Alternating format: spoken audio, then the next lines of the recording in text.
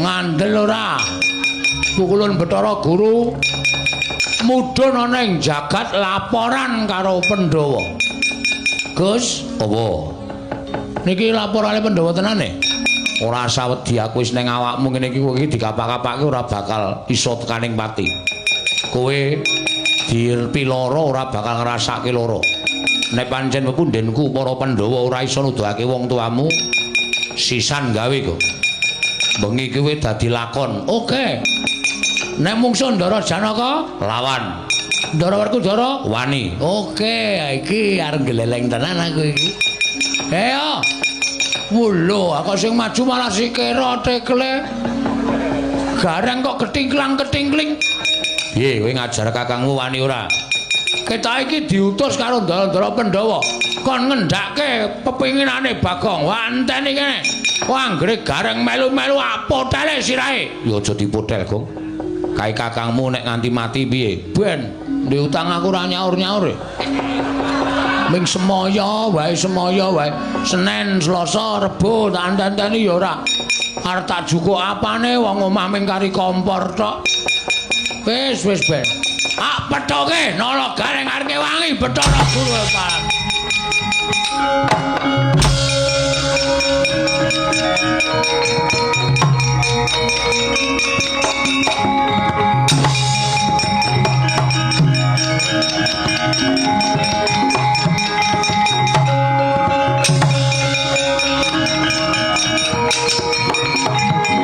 Bumi kuncang ganjing langit kelap-lapaton lir kincang ing risang mawe gandrung gong Bagong le Gong kowe kok mendelik mripatmu Kang Supan demit to le kowe ngapa kok ngamun ning kayangan barang iki kowe iki ngapa edan apa piye mbok eling to Gong kowe iki ming anake Semar kowe iki ming wong kere kowe iki ming kawula kok ngobrak-abrik kayangan nganti wong Bathara Guru ora trima kowe entuk pidana piye?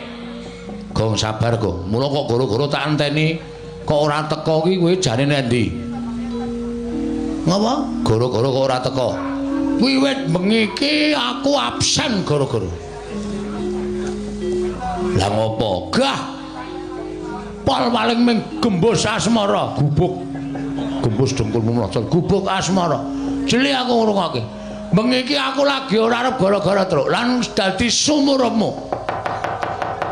Aku ngene iki pancen wis tak niati. Kowe tau ta reng tak takoni bapakmu sapa? Kowe tau muni ketemu bapakmu? Tau ta? Tau. Karo Petruk ketemu bapak. Zaman aku goleki bapak karo Petruk ya, Truk. Heeh. Bapakmu sapa? Begawan Salontara, ya Gandarwa Maya, ya Gandarwa Raja Bali. Manggone nang ndi? Saiki wis ora ning jagat wong kuwi mbiyen jim. Terus saiki wis dadi dewaning para dewa utawa dadi jangkeping para dewa. Ha, kuwi kowe wis ketemu karo bapakmu Petruk ya padha to? Padha. Aku ro gareng iki Kakang Adi. Nek jane tuwa aku ning ketemune Semar dhisik gareng mula dituwake gareng bangane Petruk. Terus saiki anak telu Semar iki kok sing loro ketemu karo bapakne kok aku ora. Adil ora ngono kowe. Lho, lah ya golek ana bapakmu iki dalam rangka. Heeh. Iki aku dalam rangka goleki babe. Babe hutan. Babe hutan dengkulmu melocot ya ora. Ngono? Mula ora usah ngalang-alangi. Pukulun Bathara Guru mlayu-mlayu lho, Gong. Ben sehat. Ora mung tetengo wae. Pancen sengaja tak oyak. Bathara Guru pancen tak oyak. Sebabe apa kok tak oyak? Dhewe tak takoni, bapakku sapa? Malah cerita, aku iki gawe dandane saka ayang-ayang. Apa kowe? Angsulan apa? Ora maton, ora ketemu ngakal. Aku gelem nampa wangsulan nek aku ki saka ayang-ayangane Semar. Ning sing ngandhake kudu dewa sing nyiptake aku. Nek ora aku ora trima. Bathara Guru ki dewaning para dewa iki, Gong. As kowe iki rasa melu-melu, kowe lunga ora? Ora lunga jotosi kowe, Gong. Gong ora edan kowe. Aku kakangmu lho, kakang-kakang apa? Wengi-wengi Bathara Guru kakang, Petra lunga ora kowe, Gong. Eling, Gong. Aku ora edan. Eling ya, aku ora edan. Kowe nek wani ngantemi aku apa kira-kira kowe iso ngalahke karo aku? Oh, mbok aja kok kowe nek krubuten sak bojomu. Anakmu sing 12 kae kon ngrubut aku kabeh. Aku ora wedi karo kowe. Ning kowe iki adhiku, kowe do lunga ora? Ora gawe mumet sirahku lho. Iki aku wis buyar tenan iki, aku ora ngombe minuman wis mumet dasku. Lunga ora? Aku sing mambengi karo kowe lho. Aku sing menggak karo karepmu. Piye? Aku sing menggak karo karepmu. Piye? Aku sing menggak karepmu. Wah, lumut jejeni kowe. Wah. Ben. Sisan gawe, ayo.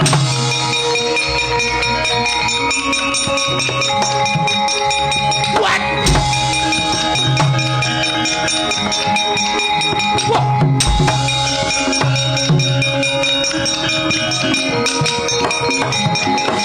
Antemane Bagong kok antep nemen ya, Tru? Heeh. Aku iso kuntal pirang-pirang meter. Sajane bocah iki ora kaya ora sebaine rek. Iya. Oh, matur bapak wae. Bocah nek karo bapak mesti gila. Pak, iki nek ora kowe ora rampung-rampung, Pak.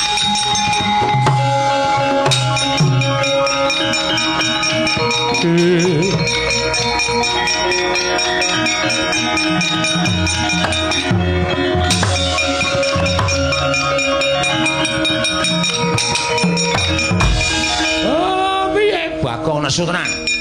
Aku diajar karo Bagong, aku diantemi karo Bagong, Pak. Pancen menungso ra tatanan. Ora do lunga. Bocah iki wedine mung karo aku adepane menungsane parat.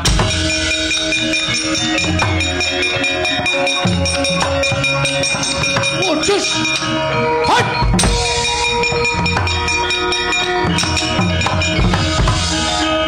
Kowe iki kangsupan demit ngendi? Kok nganggo jengkelit barang? Semar, iki bapak pocong kok. Aku bapakmu, sing ngomong sapa? Nek bapak sambungan pancen bener. Kowe mung ngaku aku kowe sebagai bapakku. Aku nampa, Pak. Nah, aku tak takon karo kowe mbiyen ngadopsi aku saka ngendi? Kowe mbiyen, ayo semaur. Bloko. Ora jujur rak saduk wetengmu. Iki bapak wis ngerti. Ning iki bengi iki aku lagi moh manut karo sapa-sapa. Kejaba manut karo atiku dhewe. Aku pengen nyungkemi bapakku. Aku pengen nyembah karo bapakku. Ah, nyembah kene. Ayo ki bapakmu. Kowe kok wong tuwa kok goblok banget. Aku wis ngomong nek kowe iki bapak sambungan. Tegese ora bapakku asli. Lah kok kowe dadak ngamuk ning kayangan sangarepku. Aku arep ngamuk ning kayangan, arep ngamuk ning pasar kuwi hakku. Ora usah melu-melu perkara iki. Bathara Guru Melayu. Ya men. Lapor ning Amarta to? Terus kowe arep ngewangi Bathara Guru to? Kaya adikku. Aku tak takon karo kowe, Pak. Bapakku sapa? Mana ae.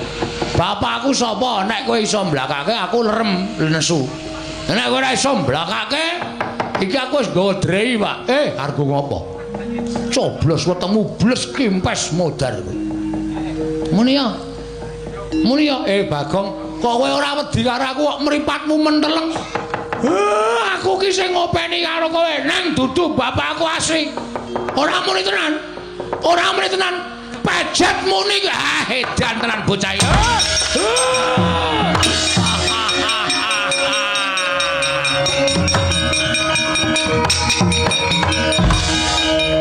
Ben, ning jane ya dosa aku. Wani ro Semar ki dosa, apa Semar ki sing ngopeni aku. Kok ora tak coblos drai wetenge. Njrantal galu. Kathoke mlotra barang ora krasa. Lek mlaku edang-edang. Ben tantenane. Gus, ngopo? Niki ponakan pun mundur kabeh, maju terus. Engko bar kuwi bapak terus mak cilik Janaka mesti ngeleki karo kowe. Wani wae ning aja nantang. Oke. Kowe tetep ngoso njaluk ngerti bapakmu ning nek kowe diandani kowe aja nantang. Nek kowe ditantang lagi wani. Siap. Nek ora metu saka kene lho. Ora. Engko aku wani kowe metu modar aku. Ora. Nek kene wae tengok-tengok. Iya. Gawe kopi. Hus. Njero weteng kok gawe kopi ora. Banyune kuwi dikopi aku ora ireng. Banyu apa? Iki apa? Kemandul nang kene hus. Wong edan ora. Tenan. Lho, weh lah. Dudu bapake, Den sapa? Sinuwun Ndarawati, engko rak bapak ning mrene mesti rasa kuwatir. Heeh.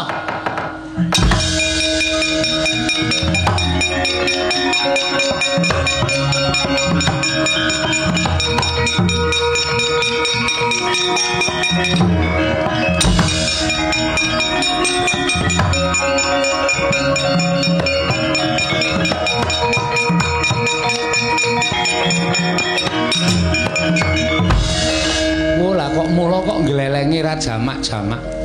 Dijotos Werkudara we ora kedhep kok piye? Edan. Kencingan opo menungso iki? Bagong. Ayo lungguh ngisor, kowe adu arep karo ratu. Lungguh ngisor. Piye iki? Lungguh ngisor sik. Oh iya. Lah rak ngono.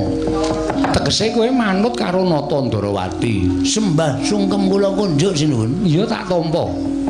Lah dalan duwe tata krama lah kok kakak-kakakmu tok ajar mergane apa? Ndek utang kula ora nyaur-nyaur. Lho, dudu perkara niatmu to, dudu wis dendam terpendam sepanjang masa. Oh, ngono nggih. Bagong Caidan wani ngoyak-oyak Bathara Guru. Wani mergane ngopo? Bathara Guru mboten iso wangsulan. Mergane ora wangsulan sebab apa? Sajake mboten sinau sajake. Bagong ya aja edan lho, aja guyon, aku wis emoh guyon. Saiki ngene. Niatmu apa aku tak takon? Ajeng nyuwun pirsa bapak kula niku sinten? Bapakmu Semar. Ah, jawaban klise. Jawaban sing pun tau kerep banget kula ngerteni bapakmu Semar. Semar niku pancen bapak kula. Ning bapak sambungan sing ngopeni kula. Lah kula ajeng takon bapak kula niku sinten? Lah rak wis Iwang kula Bathara Guru wis paring dawuh to. Ning kan kula nyatake mboten iso. Lho kok getak karo aku? Getak wae jengkel kok. Lah nek ngono kowe wani karo Kresna. Weh, lah wong kandhane-kandhanane ngayal. Iki lagi dadi top wayang lho. Top wayang piye? Iki lagi dadi trending topik. Bagong bengi iki lagi gleleng. Sapa wae sing mepalangi rawe-rawe rantas malang-malang bakal tak putuk. Lah nek upama aku sing mepalangi kowe wani karo aku piye? Wani. Ketiban senjata cakra tibakno. Nek nganti gawe babak kulite Bagong, tugel gulune Bagong meguru karo kowe 20 taun. Mikira keceke ndase kuwi, keceken. Mangsane ora. Wah, gawe jengkel. Wah, Kresna mikira ora kena dielekke. Babar pisan ora duwe abdi jenenge Bagong ora apa-apa. Mangane mirang-mirangke para Pandhawa mikira.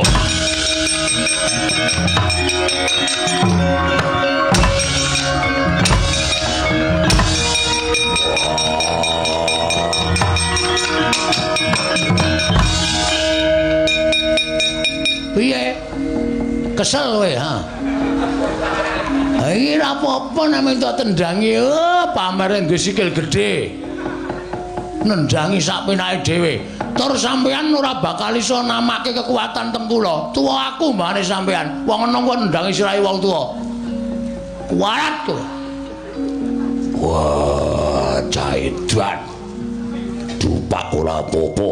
Wah. Nendi Werkudara? Isin aku. Isin jae nendang sirakane ra apa-apa. Bagong lak kandhani manuta. Ora. Kulon Bathara Guru kuwi dewaning para dewa. Mboten, Bagong kowe aja ngeyel. Mboten. Sampeyan malah rumangsa kula ngerunden wektu e. Dalu ora soene. Bathara Guru mangkeke kula apa ora? Ora mangkeke tak gulung sampeyan bela dalam bebayani Janaka.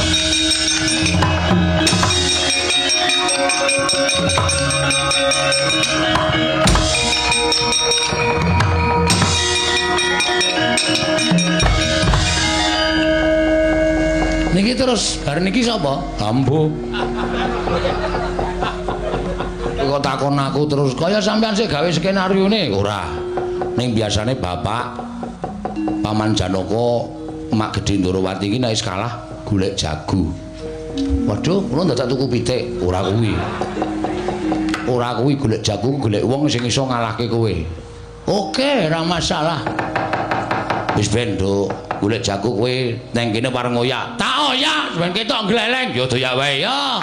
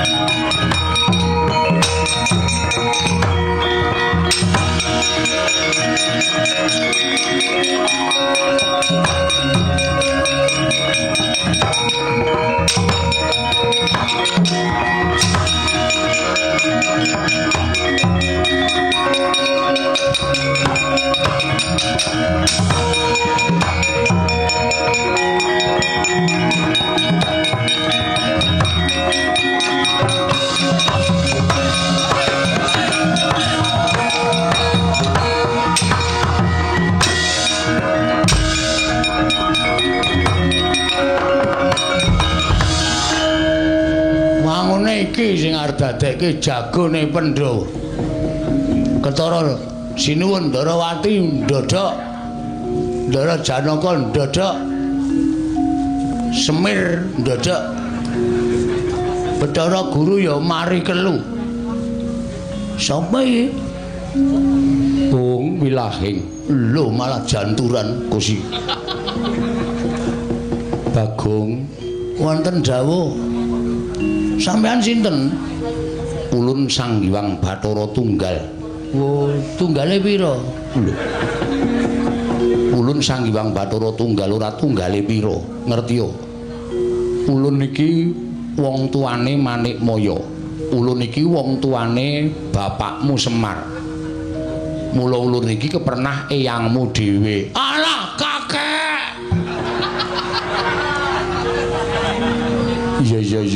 Iya Bagong. Nggih kakek, iki entuk keterangan aku iki. Genah ceca mbahku iki. Mesti ngerti ro bapakku, mbok yakin sumpah. Nggih ulun nggih. Iya. Ulun bakal cerita lawan kita. Cerita napa? Sejati napa ingkang diucapake dening Manikmaya mau bener. Tunggal dene. Kusike Bagong kusike. Kusike aja ngawur kusike. Kula mau nek mung crita kaya ngoten. Yen Manikmaya ingkang crita mbok menawa kita bener ora bisa nampa, nanging ulun ingkang crita, merga ulun ingkang nyipta kita. Wo? Sampean? Iya. Berarti kula nek dicipta kali sampean, kula niku mlebu anak sampean, mestine kudu kaya mengkono. Mar, karo bapakne kok. Aku anake Bathara Tunggal, Mar. Kowe ya anake Sang Hyang Tunggal, kowe adikku apa kakangku? Pancen bocah marai mumet ora. Bagong, wonten dawuh nalika Semar rusak ragane, tumuli mudhun ning jagat, sayekti jagat durung kanggonan menungso. Wah, sepi banget ya, Pak. Menungso ora ana, sing ana bangsaning jin. Lah, nalika semono Semar rumangsa ki jenan mung ana siji ruwange kuwi wae beda papan ya kuwi kadange kang aran Tejamaya. Nalika semono Ismaya tumuli munggah ana ing kayuwangan nyuwun kelan panjenengan ulun merga ulun iki wong tuane Ismaya. Tumuli ulun paring wengan kelawan si Ismaya. Nalika semono Tejamaya ya nyuwun ruwang, Ismaya ya njaluk kanca. Ulun nyipta sawijining ruwanging Togog utawa Tejamaya, ulun pundhut saka nafsu ning si Togog ya si Tejamaya wekasan babar kang aran Sarawita ya mbilung. Nggih. Terus Ismaya tumuli njaluk kanca. Nalika semana ulun bingung kepiye monggo nggone ulun bakal nyipta sawijining titah. Tanpa kanyana-nyana wewayanganing Semar ulum sabda Semar Ismaya kita wis duwe ruang kita wujud ayang-ayang kita kuwi semaya jelek mandi ucap ulun dadi menungso kang aran Bagong. Ya kita kuwi Panakawan. Aja pukulan matur sembah sewu nuwun kantoro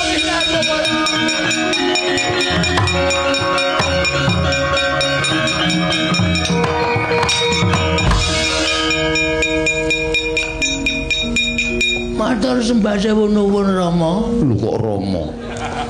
Eyang Rama. Kok Eyang Rama? Panjenengan simbah kula ugi tiyang sepuh kula. Aja, tetep kita dadi anake Semar.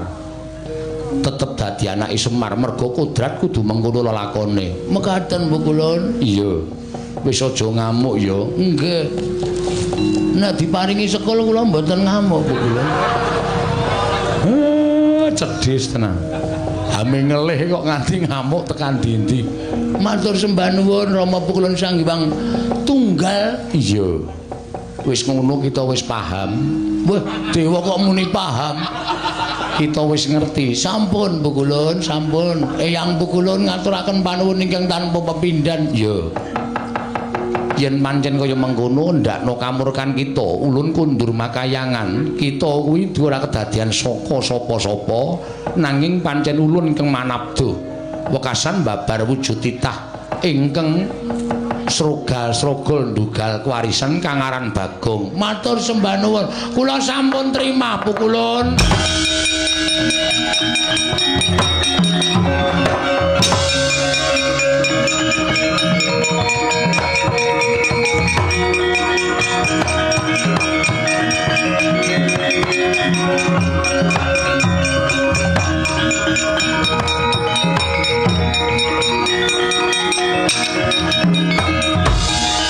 Wis ngerti kowe? Mpun, Pak. Wis ora nesu meneh. Mboten.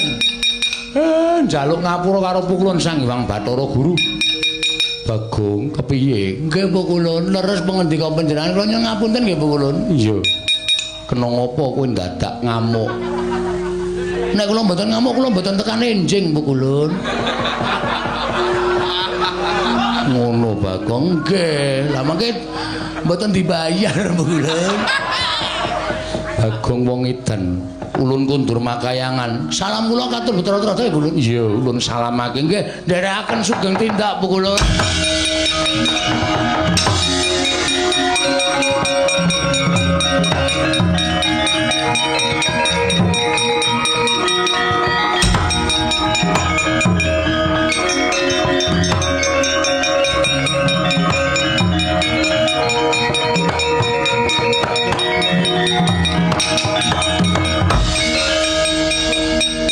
Sing manjing ning awakmu iki kon metu. Non, sing manjing ning awakmu iki kon metu. Gus, ngopo? Kan medal. Sing ngakon Sinuwun Ndarawati. Wah, aku mesti didukani, Gong. Ampun kuwatir mengko tak tandangane. Lho. Kaya ampu-ampu wae wong kaya ampuh kenggonan aku kok tak tandangane ora. Pun medal pokoke Antasena. Piye, Pakde? Metu wae? Iya.